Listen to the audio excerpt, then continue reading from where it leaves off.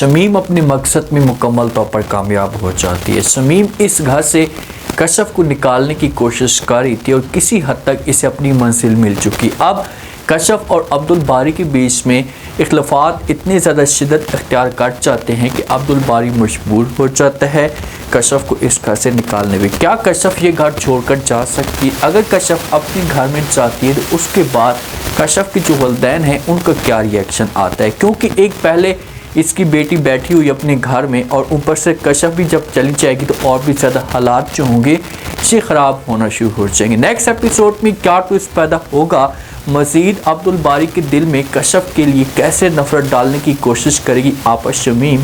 जब भी बच्चों के ऊपर जुल्म करती थी, बच्चों को मारती थी, तो कशफ से सब कुछ बर्दाश्त नहीं होता था। कशफ समझदार है और इसने कई बार देखा तो ऐसा उसके दिल में ख्याल आता है कि यार मैं प्यार से नसीम के पास जाती हूँ, जाकर इसे समझाने की कोशिश करती हूँ कि भाई आप जो कुछ भी कर रही हैं बच्चों के साथ ये आप गलत कर रही हैं। बच्चों को अपने वालिदैन के पास, अपने बाप के पास जाकर भेजें ताकि बाप इनकी अच्छे तरीके से परवरिश कर सके। जो बाप परवरिश करता है ना उस हिसाब से माँ परवरिश नहीं कर सकती। ठीक है, माँ ज़्यादा प्यार देती है लेकिन जो बाप का साया होता है ना ये और भी ज़्यादा अहमियत रखता है। तो जब नसीम के पास आती है, आकर बात करती है हमारी कशफ। अब कशफ का जो माइंड होता है ना ये और तरह का होता है। उसने एक सोच समझकर बात करनी थी। आकर कहती है कि देखें नसीम, आप जो कुछ भी कर रही हैं ये आप गलत कर रही हैं, आपको ऐसा नहीं करना चाहिए। आप बच्चों के ऊपर जुल्म भी करती हैं, बच्चों को मारती भी हैं, तो इस तरह से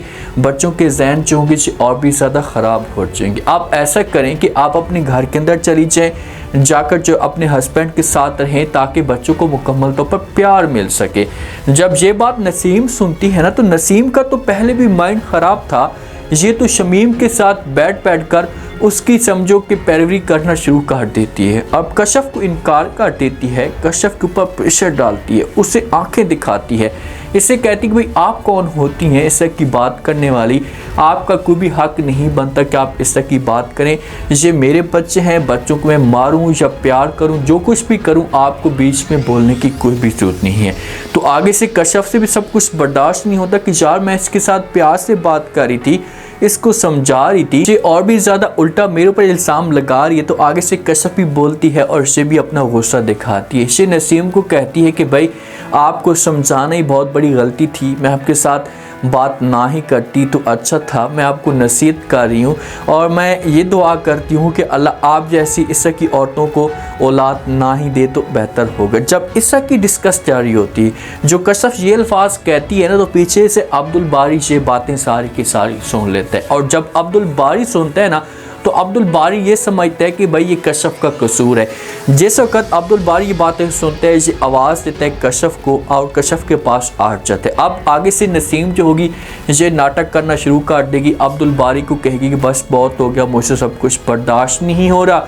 इसे देखें कि मैं अपने भाई के घर में, अपने वालिद के घर में रह रही हूँ और ये मुझे बददुआएं दे रही है, मुझे इस तरह की बातें सुना रही। अब ये नाटक करेगी ना तो कशफ बीच में बोलेगी और ये अब्दुल बारी को समझाएगी। अब्दुल बारी को कहेगी कि भाई जो कुछ भी कह रही है ये गलत कह रही है, लेकिन अब्दुल बारी जो होगा ना ये कशफ की बात के ऊपर यकीन नहीं करेगा और कशफ की उल्टा इंसल्ट करना शुरू कर देगा। अगर ये कशफ की इंसल्ट करेगा ना तो और भी ज़्यादा हालात जो होंगे इससे ख़राब हो जाएंगे और ये कशफ को वार्निंग भी देगा। तो आगे से कशफ इसकी बात तो नहीं सुनेगी, ये नाराज़ होकर जो अपने रूम के अंदर चली जाएगी। जिस वक्त अपने रूम के अंदर जाएगी पीछे से अब्दुल बारी आएगा, इसके साथ आकर बात करेगा, इसे समझाएगा। तो आगे से कशफ कहेगी भी आपने मेरे साथ इस तरह की बात क्यों की है, मैं जो कुछ भी आपको कह रही थी सच कह रही थी, इसमें कोई गलत बात नहीं थी। जब इन दोनों के बीच में मामलात मज़ीद ख़राब होंगे तो शमीम बीच में आती है, आकर जब कशफ को समझाने की कोशिश करती तो कशफ शमीम के ऊपर गुस्सा करती है, ऐसे कहती है कि भाई आप कौन होती हैं बीच में बोलने वाली, ये मियाँ और बीवी का मामला चल रहा है, इन दोनों के बीच में मसले मसाइल चल रहे हैं, तो आप बीच में ना ही आए तो बेहतर होगा। शमीम का यहाँ पर जो रिएक्शन आता है ना तो इस हिसाब से रिएक्शन आता है कि अब्दुल बारी ये समझता है कि भाई ये शमीम जो है ना ये ठीक है और सारा का सारा जो कसूर है ये कशफ का है। कशफ खुलकर मज़ीद इल्ज़ाम लगाना शुरू कर देती है शमीम के ऊपर। शमीम को कहती कि भाई आप तो यही चीज़ें चाहती थी, आपको अपना मकसद मिल गया, अब आप खुश हैं ना, अब आपको दिली सुकून मिल चुका है। तो शमीम जब ये बात सुनेगी तो ये कशफ को समझाएगी और कहेगी कि आप किस तरह की बातें कर रही हैं, आप प्लीज़ ऐसे मेरे पर इल्ज़ाम ना लगाएं, मैं आप दोनों को खुश देखना चाहती हूँ, मैं आपका घर बर्बाद होते हुए नहीं देख सकती। तो जब कशफ इल्ज़ाम लगाती है अब्दुल बारी और भी ज़्यादा कशफ के ऊपर गुस्सा करता है, इससे उंगली भी दिखाता है कि भाई अगर आपने मेरी बात ना मानी, अगर आप चुप ना हुई तो वरना। तो आगे से कशफ कहती कि वरना आप क्या कर लेंगे, यही कह सकते हैं कि आप मुझे इस घर से निकाल देंगे। अगर आपका दिल करता है आप मुझे इस घर से निकालना चाहते हैं तो जी बिस्मिल्लाह करें और चुपचाप मुझे इस घर से निकाल दें। जहाँ से कशफ वैसे भी जाने के लिए तैयार हो जाएगी, अपना सामान पैक करेगी और इसे अब्दुल बारी के साथ ये बात भी करेगी कि बस बहुत हो गया, मैं मज़ीद यहाँ पर नहीं रह सकती, मैंने अब इसे अपना माइंड बना लिया कि अपना सामान मैं पैक करूँगी और यहाँ से चली जाऊँगी। लेकिन कशफ को चाहिए कि इसे घर छोड़ कर ना जाए।